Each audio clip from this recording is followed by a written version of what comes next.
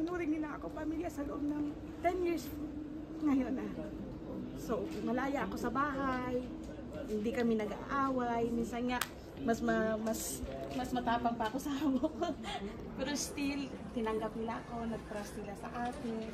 As in, bilang pamilya. Then, after that, nag-decide ako, sabi ko sa nanay ko, gusto ko maging katulad niyo. Kasi alam naman natin, siguro naman di lahat mabait. Pero sa akin, naswerte ako. Kasi binigyan ako ng pangalawang pamilya.